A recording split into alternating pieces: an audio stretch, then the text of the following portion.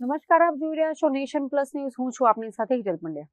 અમરેલી જિલ્લામાં વન્ય પ્રાણીઓ અને માનવ વસવાટ વચ્ચેના સંઘર્ષની ઘટનાઓ સતત વધી રહી છે.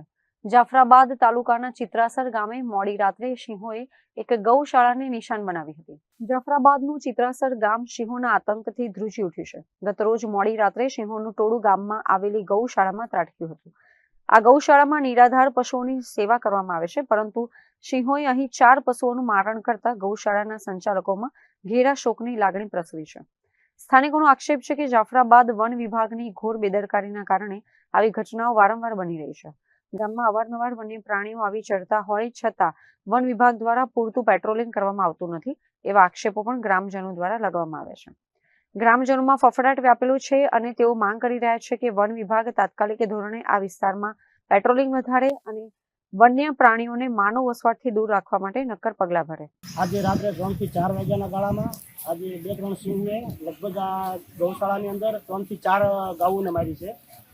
તો આ ગૌશાળાવાળાએ લગભગ 1 મહિનો દિવસ આવું બધો પ્રયત્ન કરે છે. વન વિભાગને ઘણી વખત મૌખિક જાણ કરેલી છે, પણ કોઈ લગભગ એની એક્શન લીધી નથી. બરાબર, તો વન વિભાગને મારી એક વિનંતી છે કે થોડીક આમાં ધ્યાન દે, કેમ કે વારંવાર આવું થયું છે. ચિત્રાસરની અંદર લગભગ કેટલાય કિસ્સાઓ બનેલા છે. એટલા માટે મારી એક વિનંતી છે કે ચિત્રાસરની અંદર થોડી ઘણી ધ્યાન દે, અથવા તો એકાદો એનો એક પ્રાઇવેટ માણસ કે જે રાતે 11 થી લઈને સવારે 5 વાગ્યા સુધી એટલામાં પેટ્રોલિંગ કરે. એવું ક્યારે અમે લગભગ જોયું નથી કે રાત્રે કોઈ પેટ્રોલિંગમાં આવતું હોય.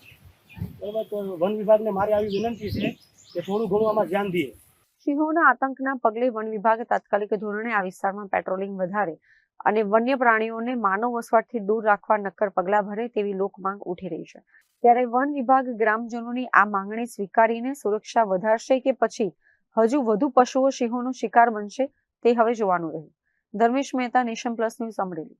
સમાચારોના સતત અપડેટ મેળવવા માટે અમારી નેશન પ્લસ ન્યૂઝની યુટ્યુબ ચેનલને સબસ્ક્રાઇબ કરો, બેલ આઇકન દબાવો અને જોડાયેલા રહો ફેસબુક, ઇન્સ્ટાગ્રામ અને ટ્વિટર પર.